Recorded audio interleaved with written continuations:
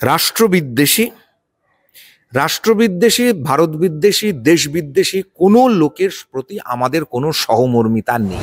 আফজাল গুরু থেকে আরম্ভ করে আজমাল কাসাব, উমার খালিদ আর শারজিল ইমামদের কোনো ডিফারেন্স আমরা দেখি না। নাটক, কারণ মমতা বন্দ্যোপাধ্যায় নকশালগুলোকে পুষে রাখছেন no vote to BJP campaign করানোর জন্য। ভোটের আগ দিয়ে এই 26 বছরের ছেলে ফার্স্ট ইয়ারে পড়ছে, সব বাম, এরা মার্কা মারা। রাজশ্রীদা, আপনাকে মাধ্যমে স্বাগত। নমস্কার। দাদা, এই যে 1লা মার্চ যেভাবে যাদবপুরে কি বলবে, কি এই যে ঘটনাটি ঘটে গেল, একেবারে শিক্ষামন্ত্রীর গাড়ির তলায় চলে যাচ্ছে ছাত্ররা, বিষয়টা কিভাবে দেখছেন এই এসএফআই তৃণমূলের এই আন্দোলন হঠাৎ করে? দেখুন, এই মুহূর্তে দাঁড়িয়ে যত যা আপডেটস তাতে নিয়ে যে ছেলেটির এই ধরনের যা ঘটনা ঘটেছে, রক্তপাত নিঃসন্দেহে দুঃখজনক, দুর্ভাগ্যজনক, কিন্তু তার যা পরিচয় পাওয়া যাচ্ছে ভারত বিদ্বেষী, রাষ্ট্রবিদ্বেষী, ভারত বিদ্বেষী, দেশ বিদ্বেষী কোনো লোকের প্রতি আমাদের কোনো সহমর্মিতা নেই।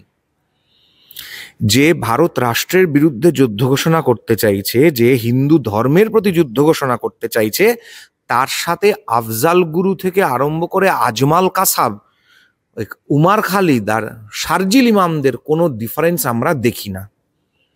তাদের বিরুদ্ধে এরা যে ধরনের মানসিকতার, এরা কতটা সত্যি বলছে কতটা মিথ্যা কথা বলছে, কারণ আমাদের পার্টির তরফ থেকে পরিষ্কারভাবে শ্রমিক ভট্টাচার্য, প্রধান মুখপাত্র, অলরেডি বলে দিয়েছেন যে শিক্ষামন্ত্রী জোর করে তার গাড়ির নিচে ছাত্রকে পিষে মারবে, এটা আমাদেরও বিশ্বাস হয় না।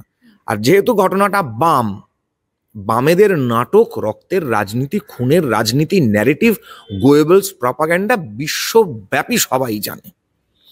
যে ছেলেটাকে যদি শিক্ষামন্ত্রীর গাড়ির নিচে পিষেই দেয়, সে 5 মিনিটের মাথায় উঠে দাঁড়িয়ে বক্তৃতা দিতে পারে না, বক্তব্য রাখতে পারে না। তাহলে গন্ডগোলটা এটা আদতে কি? গন্ডগোলটা হচ্ছে তৃণমূলের আর এর সেটিং, নাটক, কারণ মমতা বন্দ্যোপাধ্যায় নকশালগুলোকে পুষে রাখছেন no vote to BJP campaign করানোর জন্য। ভোটের আগ দিয়ে ওই 6 প্যাক 7 প্যাক কোম্পানির পয়সায় প্রতিপালিত হয়ে এরকম নানান মুখ নো ভোট টু বিজেপি ক্যাম্পেনে দেখতে পাওয়া যায়, যারা তারপরের নির্বাচনেই সিপিএম এর প্রার্থী হয়ে যায়। এই কারণে যত কাণ্ড কি যাদবপুরে আমরা দেখলাম, বাবুল সুপ্রিয় মন্ত্রী ছিলেন, তখন তাকে একেবারে আটক করে রাখা হয়েছিল। তারপরে ধনকর, আমাদের রাজ্যপাল তখন ছিলেন ধনকর, তিনি তাকেও নিয়ে আটকে রাখা হয়েছিল। ওপর আমরা দেখতে পাচ্ছি দাদা সিসিটিভি বসানো নিয়ে একেবারে তুলখালাম কাণ্ড যাদবপুরে। যত কাণ্ড কি যাদবপুরে। সিসিটিভিটা যদি বসানো থাকতো তাহলেই আজকে বোঝা যেত শিক্ষামন্ত্রী গাড়ি চাপা দিয়েছেন কি গাড়ি চাপা দেননি। সিসিটিভি বসানোতে এসএফআই এরও আপত্তি, নকশাল, অতিবাম, রাবণের যে 10টা মাথা আছে, যেটা আমরা বারবার বলি, সিপিএম, নকশাল, বাম, অতিবাম, সব রাবণের 10টা মাথা, ব্যক্তি একটাই। তাদের এত আপত্তির কারণগুলো এখন বোঝা যাচ্ছে। ছাত্র হত্যা, তাহলে পরে বাস্তবটা ধরা পড়ে যাবে। এই ধরনের কাণ্ডগুলো বাস্তবটা ধরা পড়ে যাবে। শোরদের তো প্রতিপালন হওয়ার জন্য একটা খোঁয়াড়ের প্রয়োজনীয়তা পড়ে, তো যাদবপুরকে কিছু লোকেরা সে খোঁয়াড়ে পরিণত করেছে। আরজি করার সময় কিন্তু এই যাদবপুর থেকেই স্লোগান উঠেছিল, কাশ্মীর মাঙ্গে আজাদি। যাদবপুর চিরকালই, যাদবপুর বিশ্ববিদ্যালয় যে বাম অতিবামদের যে রাজত্ব, যে মৌরুষি পাট্টা চলছে, যে একটা গোষ্ঠী আছে শিক্ষকদেরও, তারা এগুলোকে জোর দিচ্ছে, তারা এগুলোকে এনকারেজ করছে, তাই জন্য হচ্ছে। যখন 2023 সালে আমরা দেখেছিলাম, যখন স্বপ্নদীপ বলে একজন ছাত্র, তার যে মৃত্যু, সেখানে আমরা দেখেছিলাম প্রাক্তনীদের যোগ। এক্ষেত্রে দেখছি এই যে গন্ডগোলটা হলো শিক্ষামন্ত্রী বা এই পুরো বিষয়টা, এই যে গন্ডগোল, এক্ষেত্রে আমরা দেখলাম গ্রেপ্তার হয়েছেন একজন প্রাক্তনী। যাদবপুরে কি সবসময় প্রাক্তনী? না, এটা যাদবপুর বলে নয়, এটা এসএফআই এর চিরাচরিত একটা বাম রাজনীতির ব্যাপারই একটা। সবসময় প্রাক্তনীরা ইনভলভ থাকে, বড়রা মাথা থাকে, সেখানে উপস্থিত থাকে, গন্ডগোলগুলোর নেতৃত্ব দেয়, কি করতে হবে, কাকে পেটাতে হবে, কাকে কি করতে হবে। আপনি যে কোনো এসএফআই রান কলেজের, আপনি সেখানে ছাত্রছাত্রীদেরকে গিয়ে জিজ্ঞাসা করুন, 80-এর দশকের, 90-এর দশকের, 2000 সালের দশকের, সব জায়গায় এক উত্তর পেয়ে যাবেন। সব জায়গাতে এরকম একটা এসএফআই এবং বাম রাজনীতি, সে এসএফআই হোক বা যে কোনো বাম অতিবাম রাজনীতি হোক, একটা মাথায় একটা বড় দাদা থাকে সেখানে।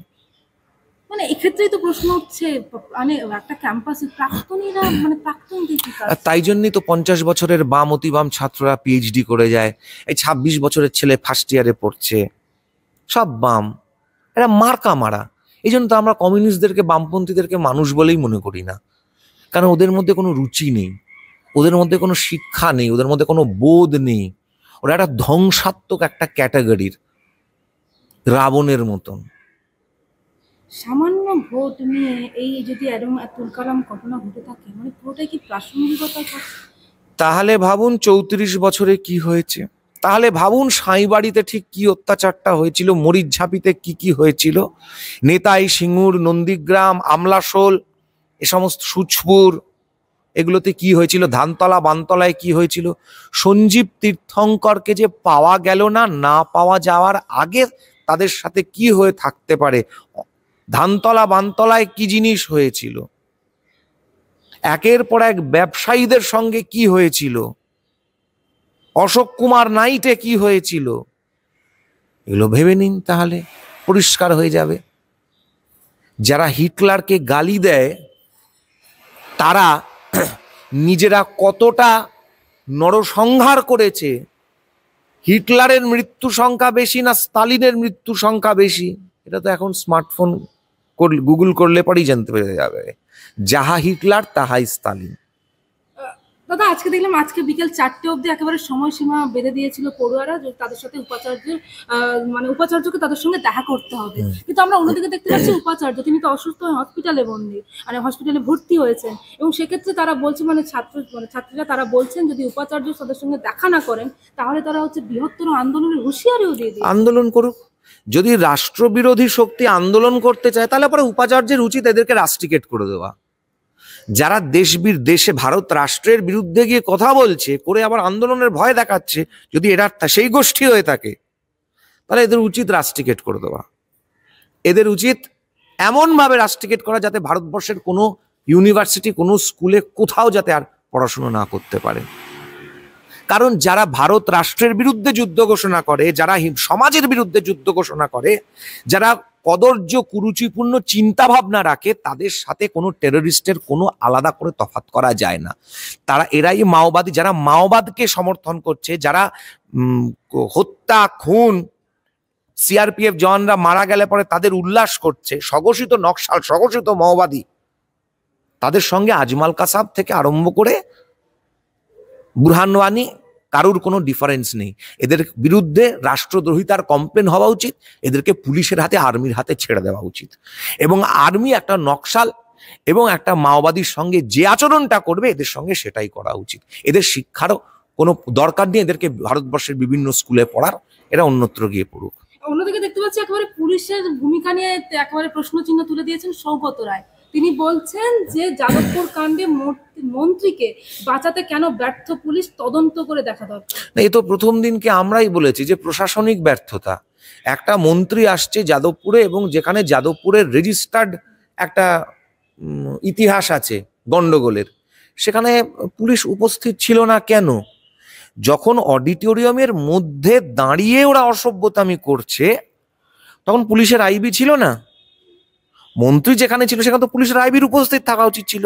তো আইবি কি তখন খবরটা দিয়ে দেয়নি যে এখানে এই ঝামেলা হচ্ছে, তাহলে বেরোনোর সময় কিন্তু ঝামেলা হতে পারে, কারণ অতীতে হয়েছে।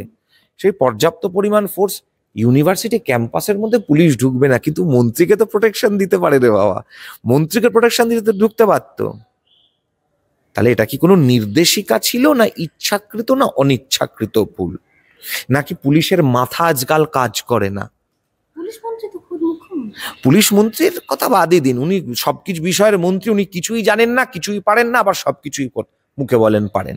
তো পুলিশ মন্ত্রীকে বাদের খাতায় দিন, ওনার এক্সপায়ারি ডেট চলে আসছে আস্তে আস্তে করে, মুখ্যমন্ত্রিত্বের এক্সপায়ারি ডেট চলে আসছে, তো বাকি মন্ত্রিত্বগুলো এক্সপায়ারি ডেট চলে আসবে। সৌগত রায় বলছেন যে সরকার বিচার করে দেখুক কি ব্যবস্থা। দেখুন সৌগত রায় কার কথা বলছেন আমি জানি না, কারণ সরকার উনাদের, উনি নিজে বিরোধী না, উনি সরকার মাঝে মধ্যে ভুলে যাচ্ছেন, উনার যে বয়স হচ্ছে সেটা পরিষ্কার ভাবে বোঝা যাচ্ছে। কারণ কোমর দুলিয়ে নাচতে গেলে পরে মাথার একটু গড়বড় হয়তো হয়ে যায়, পড়ে টরে গেছেন হয়তো, তু চিজবাড়ি হয় মাস্ত মাস্ত নাচতে গিয়ে, তাই জন্য সৌগত বাবুটা ওদের কথা হয়তো ধর্তব্যের মধ্যে বুঝতে হয় না, সে আনা যাতে মাতাল তালে ঠিক কথায় বলে। দাদা আদতে এই যে যাদবপুরে আদতে ঘটলো কি, মানে আদতে হচ্ছেটা কি যাদবপুরে? যাদবপুরে হচ্ছে এটাই যে সিপিএম কে অক্সিজেন দেওয়া হচ্ছে, কারণ অনুব্রতকে তখন অক্সিজেন দিতে হয় না, সিপিএম কে অক্সিজেন দেওয়া হচ্ছে। ভোটের আগে একটুখানি যদি বিজেপির ভোট কেটে নিয়ে মমতা ব্যানার্জি তৃণমূল কংগ্রেস দিচ্ছে, বিজেপির খানিকটা বিরোধী ভোট কেটে নিয়ে যদি মমতা ব্যানার্জিকে জেতানোটা সম্ভব করা হয়, একটু যদি মার্জিনটা বাড়ে।